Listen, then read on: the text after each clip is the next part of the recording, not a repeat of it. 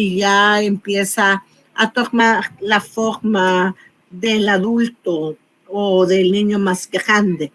Algunos hallazgos anormales a la inspección que nosotros debemos de aprender a identificar es la distensión abdominal, la excavación del abdomen, la separación o diástasis de los rectos abdominales, la presencia de masas, la presencia de hernias, incluso en algunas patologías, identificar a la inspección algunos cambios en la coloración de la piel alrededor del ombligo, en las fosas ilíacas, en los recién nacidos hasta el tinte ictérico o casi verdoso en el caso de las obstrucciones intestinales, podemos identificarlos a la inspección. Ahí podemos observar dos imágenes completamente diferentes. En la primera es evidente la distensión abdominal, incluso podemos ver que hay red venosa complementaria, lo cual no es frecuente en el paciente pediátrico y puede estarnos indicando una obstrucción intestinal en ese abdomen que está distendido. Y del otro lado tenemos un abdomen excavado que en los niños con una desnutrición franca, sobre todo la desnutrición tipo marasmo, puede darnos ese abdomen excavado. O hay literatura que lo describe también como abdomen en lavadero, ¿verdad? Que está encurvado hacia adentro. Otros aspectos que a la inspección nosotros podemos identificar: la movilidad del abdomen. Recordemos que los lactantes pequeños, su respiración es más abdominal y ese movimiento está asociado a la respiración. Podemos identificar la motilidad de la pared en el caso que no haya movimientos en un hilo paralítico o en el caso que haya aumento de los movimientos. También podemos identificar ondas peristálticas a la inspección. Podemos identificar las hernias y la presencia de una hernia siempre va a ser anormal.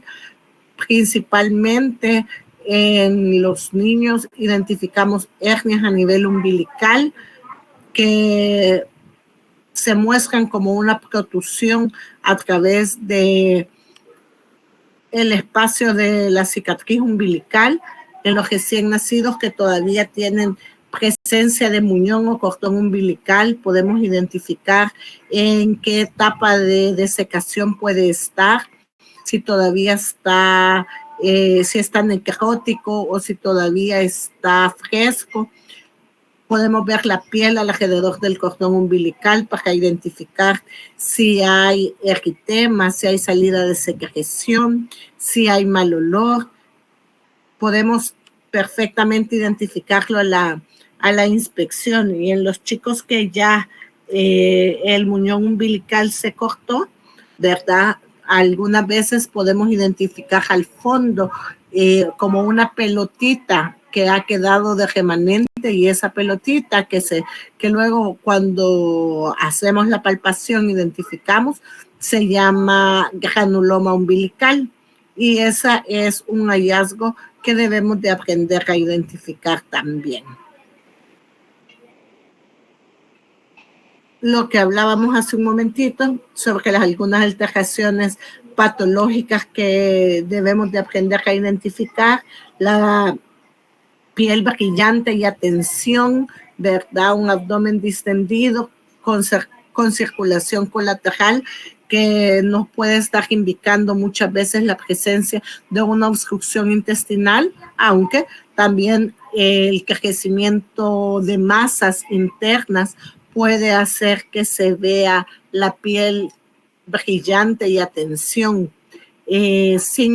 Cambios de coloración, como el caso del signo de Cullen y el signo de Grey-Turner, en donde hay equimosis en la primera perna umbilical y en el de Gray-Turner a nivel de los flancos, y esto generalmente se asocia a cuadros de pancreatitis, ¿verdad? Que sí puede presentarse en los niños.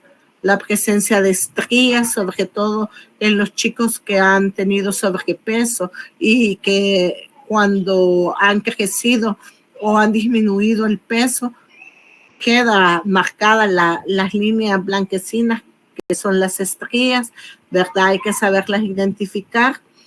La presencia de protuberancias, que son las hernias, que puede ser a través del ombligo o puede verse supraumbilical, como el caso de las hernias del hiato, o a nivel de los flancos, a nivel inguinal, las hernias inguinales.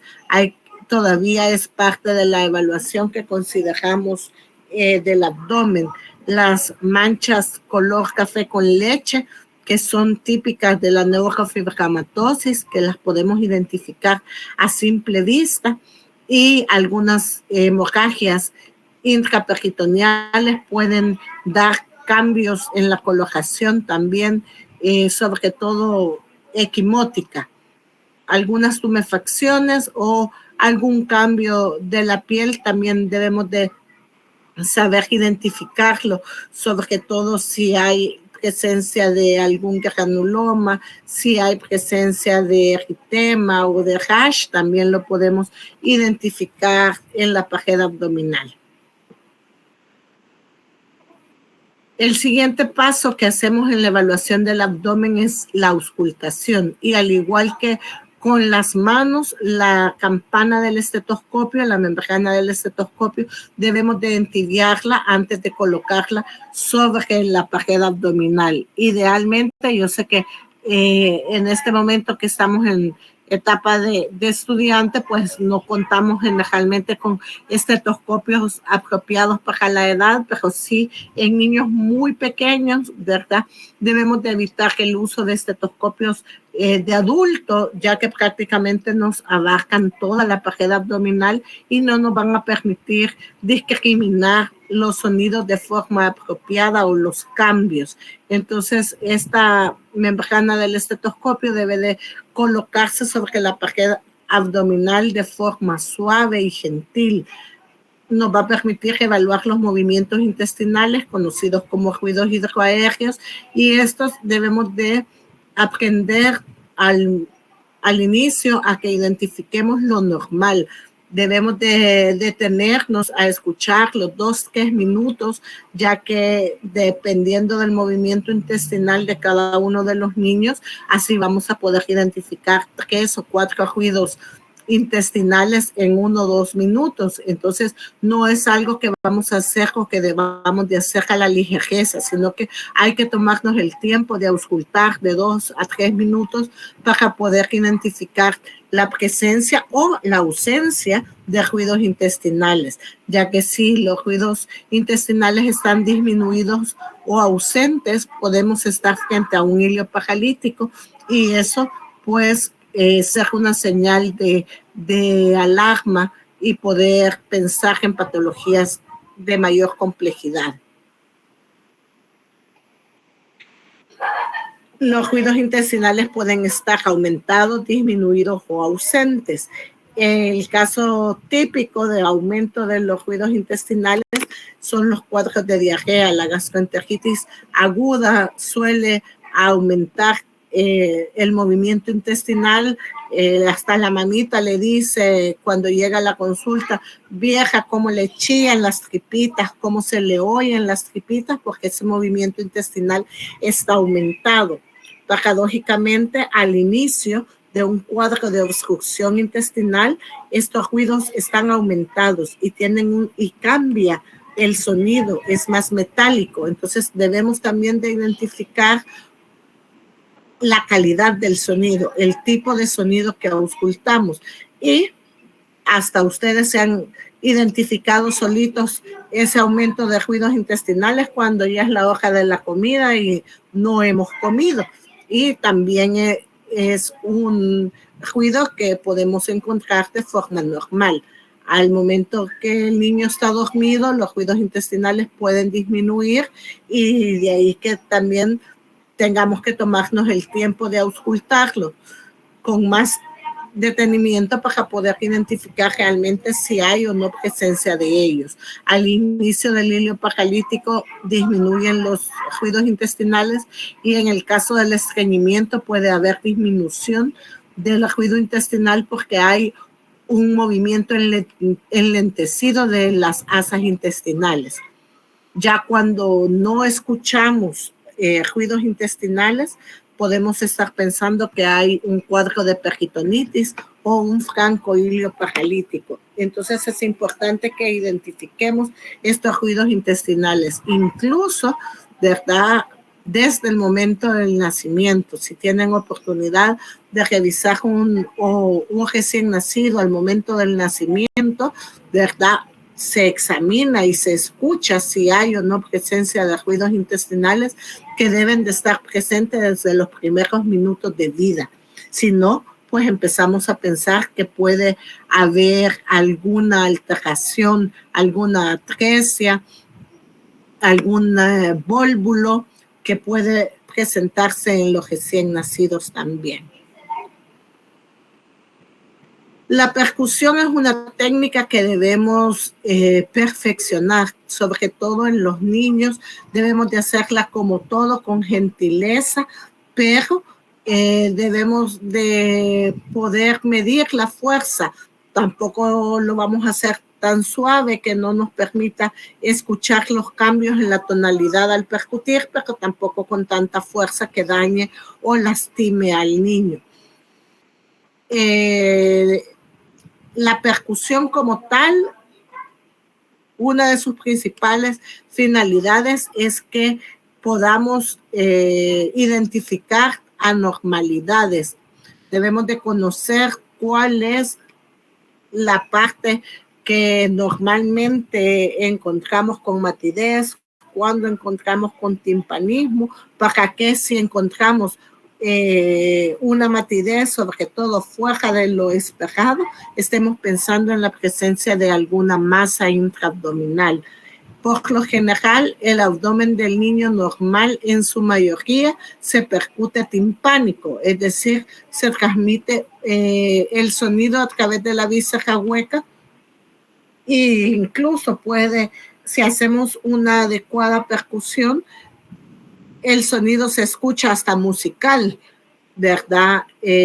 Diferente a la matidez, que el sonido es más seco. En el niño normalmente, como el hígado no está normalmente muy por debajo del reborde costal, la matidez hepática que encontramos es bien discreta. Si esta aumenta, pues estamos pensando en que hay una hepatomegalia. Hay cuadros también que van a desplazar la matidez, como la presencia de ascitis, la cual van ustedes a identificar cambiando al niño, que si está en decúbito dorsal lo ponemos en decúbito lateral y ustedes al percutir van a identificar que la matidez va variando de acuerdo al lado en que estamos colocando al niño. Yo les invito a que aprendamos, ¿verdad? A que aprendamos a percutir, que lo hagamos como un ejercicio, incluso, ¿verdad? En nuestros tiempos libres pueden ustedes estar platicando, haciendo algo más y estar haciendo el movimiento de un dedo sobre el otro a modo de que ustedes logren identificar y generar el sonido. Es una práctica que se ha perdido, ¿verdad? Muchos no aprenden a percutir y en el área básica es cuando debemos de hacer el ejercicio de estar haciendo el movimiento de un dedo sobre el otro y generar sonido. Así que les motivo a que practiquen la percusión, que es de bastante importancia. Siguiente. Y quizás los dos órganos que más nos interesan y que podemos percutir son el hígado y el vaso. El vaso del lado izquierdo y el hígado del lado derecho. Ambos, la técnica que se utiliza es de abajo hacia arriba, ¿verdad? Y de adentro hacia afuera, para tratar de ir escuchando el cambio en el sonido, ¿verdad? De la percusión. Iniciamos en el caso del hígado a nivel del flanco y vamos subiendo para que ustedes vayan identificando el cambio en el sonido al momento que encontremos la matidez. Si esta matidez aumenta o está muy por debajo del reborde costal, podemos estar pensando en una visceromegalia, principalmente una hepatomegalia, y en el caso de ser del lado del vaso, en una visceromegalia, en una esplenomegalia. La percusión del vaso no siempre se logra. El vaso que está de tamaño normal no logra por lo general palparse y percutirse, ¿verdad? Entonces, si logramos identificarlo, estamos frente a la presencia de una esplenomegalia. Cuando el niño está muy distendido, hay aumento en el meteorismo, el sonido es timpánico, ¿verdad? Hiperresonante, se escucha con facilidad al momento de percutir, y en el caso de las masas abdominales, intraabdominales, ustedes van a identificar que esa matidez que encontramos normalmente solo a nivel del hígado, pues está en otro sitio anormal, y eso nos va a estar indicando que podemos estar ante la presencia de una masa. No debemos de equivocarnos al momento de pensar de que cuando se percute a nivel suprapúbico y hay una matidez marcada, hay que estar completamente seguros de que no hay globo vesical. Si tenemos duda y es un niño que ya micciona por sí solo, hay que pedirle que vacíe la vejiga, y en el caso de los lactantes hay que identificar, ¿verdad?, si cambia a través del tiempo o después de la micción esa matidez. El último punto del examen abdominal generalmente es la palpación, y esta debemos de hacerla siempre en 2 etapas. La palpación superficial, que es con la que vamos a iniciar, esta nos va a permitir ganar la confianza del paciente, disminuir la tensión de la pared abdominal. En el caso de que haya dolor, identificar de forma general la presencia de sensibilidad, aunque no nos sirva para identificar de forma específica el sitio del dolor.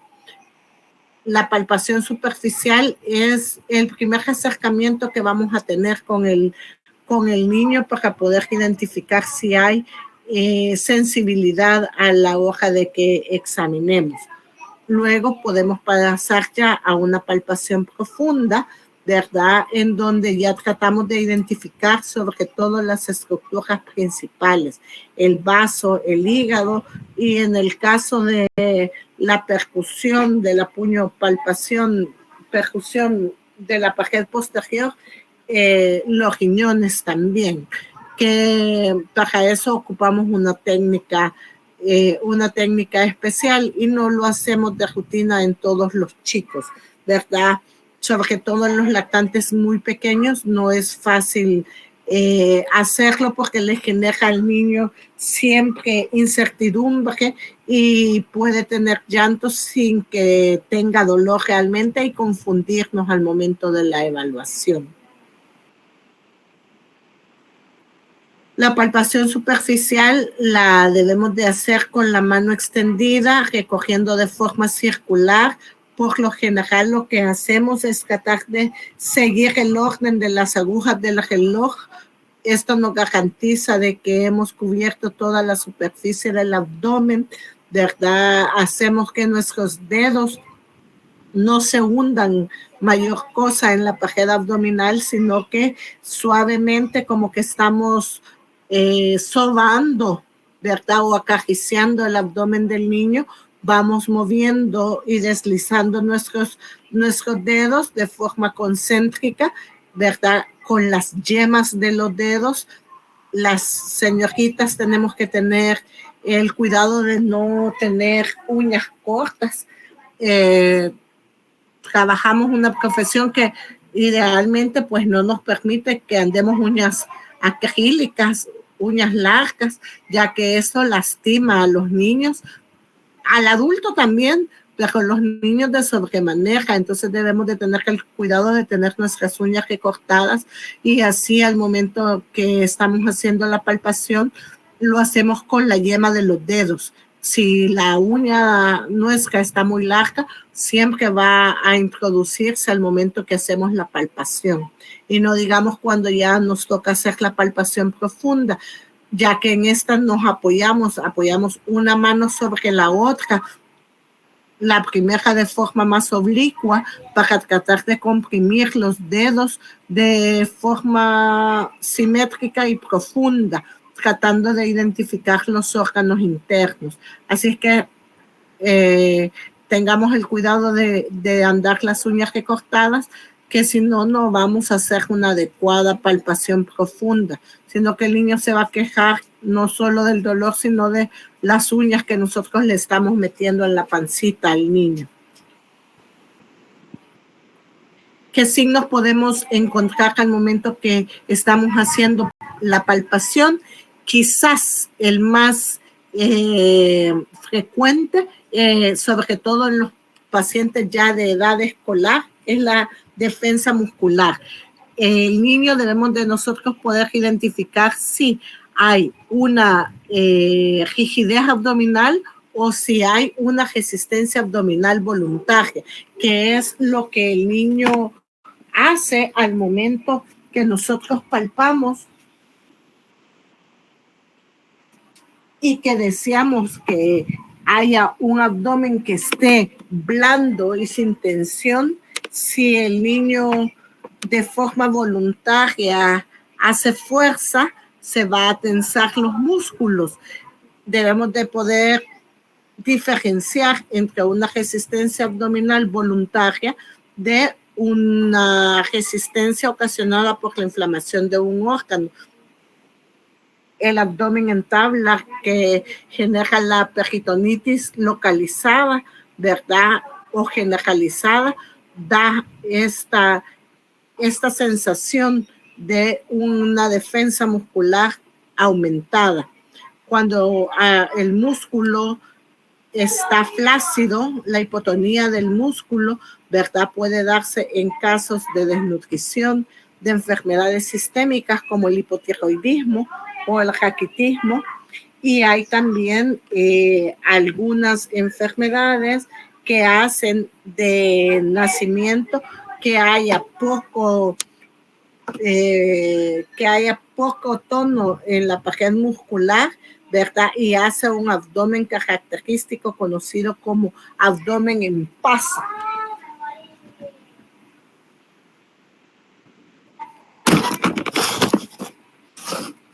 Perdón, devolvámonos al anterior, perdón.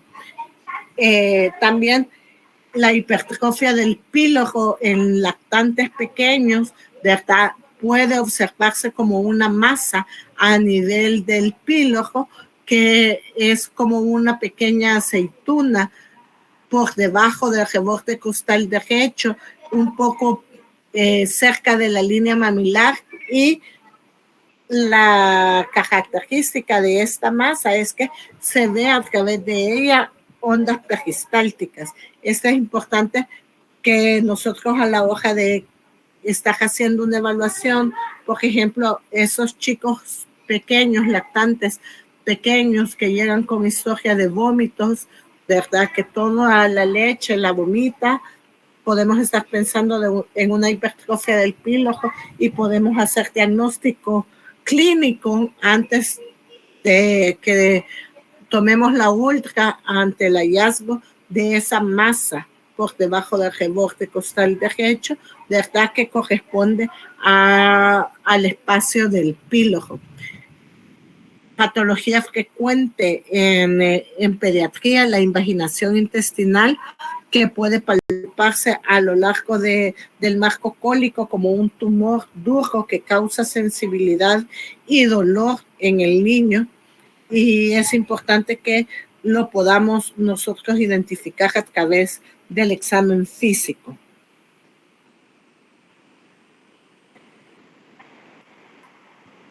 En la hora de palpar el hígado podemos hacer uso de diferentes técnicas. La más frecuente, ¿verdad?, es la técnica bimanual, que es la que estamos observando en las primeras imágenes, en donde nosotros de forma firme, con ambas manos, como lo mencionaba antes, de abajo hacia arriba, vamos palpando, ¿verdad?, y percutiendo el vaso.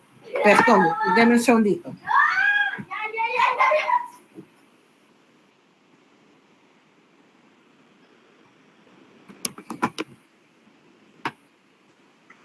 Vamos palpando y vamos percutiendo hasta llegar a nivel de la quinta y la sexta costilla, que es por lo general hasta donde encontramos el reborde del hígado. Este es más frecuente que lo encontremos un poquito más aumentado en el lactante, que va más o menos de 2 a 3 centímetros por debajo del reborde costal, y ya en los chicos más grandes se eleva un poco y ya encontramos por lo normal 1, máximo 2 centímetros por debajo del reborde costal. Podemos hacer una palpación, o describe la literatura una palpación por detrás, poniéndonos a la espalda del niño, lo cual no hacemos de forma rutinaria o frecuente. Uno, porque genera también en el niño mayor temor. Entonces, por lo general lo examinamos acostado y de frente, pero cuando tenemos un hallazgo que queremos afinar, podemos hacerlo con el niño sentado para que el hígado esté en su posición más natural, y lo hacemos desde la parte posterior, siempre con nuestras manos de abajo hacia arriba. La palpación del vaso, como les mencionaba, por lo general no es frecuente que encontremos el vaso. En caso de estar presente, estamos ante una esplenomegalia y debemos de pensar en diferentes enfermedades que causan esplenomegalia. Para poder palpar de forma apropiada el vaso, lo hacemos con el paciente en decúbito lateral, poniendo al niño de lado. Podemos hacer que la rodilla de ese mismo lado esté doblada, a modo que podamos tener menos tensión en la pared abdominal y poder palpar e identificar el vaso. Y para afinar el diagnóstico podemos hacerlo igual que con el hígado, por la parte posterior, con el niño sentado, aunque es más difícil de identificar de esa forma. La forma más fácil, ¿verdad?, de poder identificar la presencia del vaso es con el niño en decúbito lateral. Y esta palpación la vamos a hacer de forma oblicua, iniciando generalmente a nivel del ombligo. Entonces, del ombligo, como quien busca el hipocondrio izquierdo, vamos palpando y vamos subiendo de forma suave para poder identificar el tamaño del vaso. Siguiente.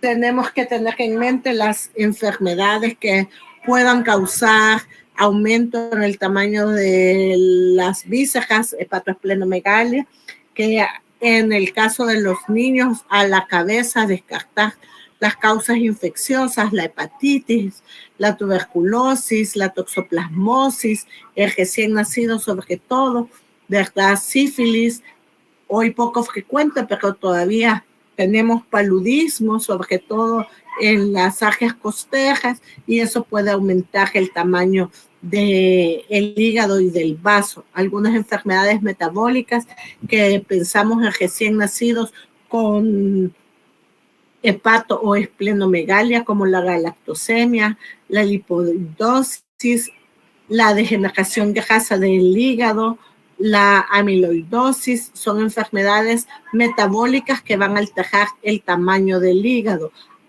Algunas intoxicaciones, y con eso hay que tener cuidado, ¿verdad? El arsénico, el plomo también causa hepatoesplenomegalia, enfermedades de la sangre, a la cabeza, la anemia de células falciformes, anemias hemolíticas, los cánceres como la leucemia.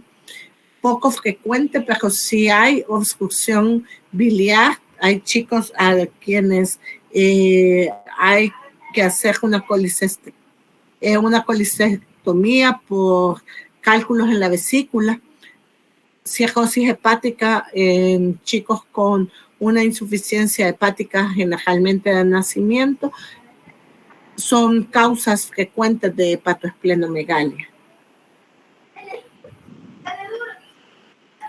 La palpación de los riñones, que es lo que les mencionaba, que no lo hacemos muchas veces de rutina, ¿verdad? Lo podemos hacer con el niño en decúbito dorsal para palpar de forma manual y simultánea, comparando ambas fosas renales, es decir, a ambos lados, y ver si hay dolor, si hay ocupación, si hay elevación del abdomen, si hay algún movimiento anormal, para poder identificar si hay algún tumor. La palpación monomanual o dígito digital del niño lo debemos de hacer con mucho tacto. Difícil en niños con abundante panículo adiposo porque no logramos hacer una presión.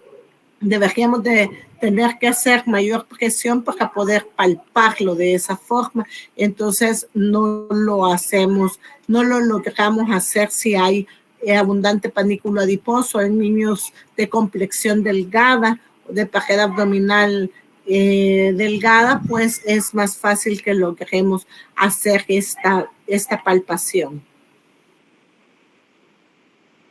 No sé si aquí tenemos alguna duda o pregunta.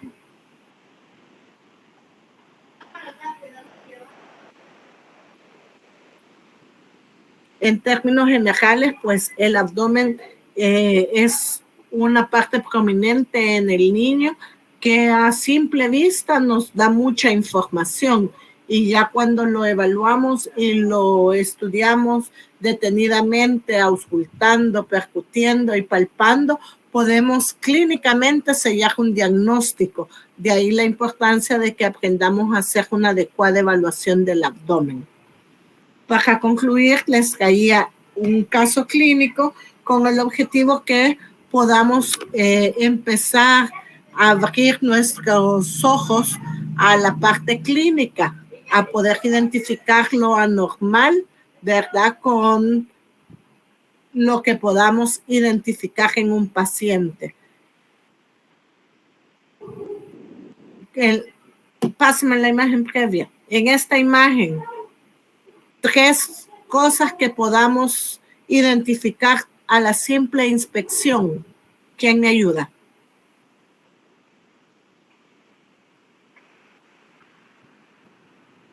Ascitis. Ascitis, que lo podés inferir de qué forma.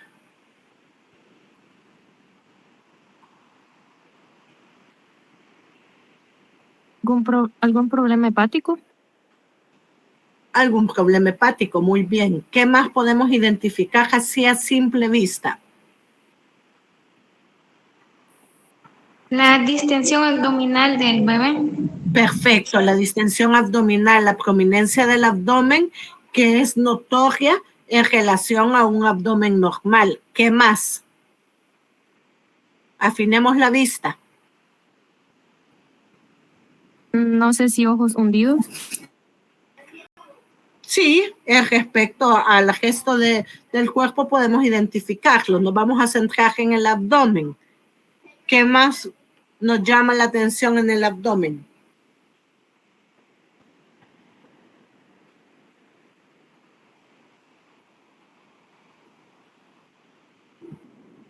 ¿Les parece que tiene una colocación normal? No, se ve como si un paciente con ictericia.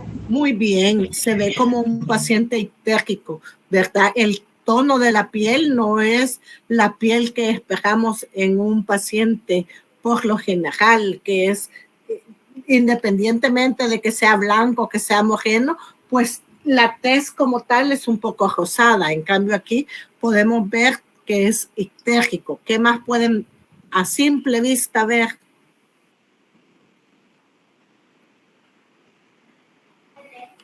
¿Es simétrico este abdomen?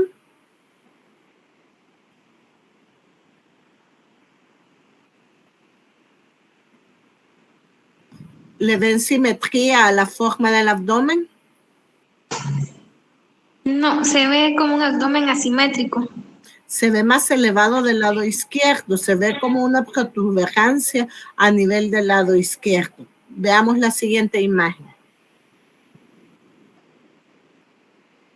En niños en los que el diagnóstico se ha retrasado o no hemos hecho un diagnóstico apropiado, podemos estar retrasando la curva de este niño y podemos haberla identificado, ¿verdad? A simple vista, complementando obviamente con estudios para llegar al diagnóstico que tenemos. Chicos que llegan con estancamiento del crecimiento por mala absorción, la colocación ictérica que veíamos. Muchas veces la mamá identifica que el niño le pica, que hay prurito, porque el aumento de la bilirrubina, de la ictericia, produce prurito. La hepatomegalia y la esplenomegalia como signo de hipertensión porta al momento de hacer la evaluación ya más completa, nos puede hacer pensar en que hay una disfunción hepática, posiblemente hasta una cirrosis biliar secundaria a una mala absorción. Algunas otras manifestaciones clínicas que debemos de pensar e identificar si hay cambio en el color de la orina, si hay coluria, a la exploración si hay hepatomegalia, que es generalmente el signo más constante y que más luego logramos identificar si la consistencia es firme o dura. Podemos ver otro tipo de malformaciones como el situs inversus, las cardiopatías, algunas otras anomalías del tracto gastrointestinal, la presencia de esplenomegalia, verdad que por lo general se da cuando la evolución ya es más larga, que ya hay un aumento también del tamaño del vaso. La atresia de vías biliares es frecuente esto. El diagnóstico en todo niño que veamos con tinte ictérico que sobrepase los 14 días de vida y se asocie a distensión abdominal, a cambios en el patrón de defecación, debemos de estar pensando en que puede haber una colestasis del recién nacido y una intervención quirúrgica precoz puede ayudar a salvar la vida del niño, sobre todo en los primeros días de vida, en donde una atresia de vías biliares puede tener complicaciones más serias en el bebé. Bueno, no sé si tienen alguna duda o pregunta.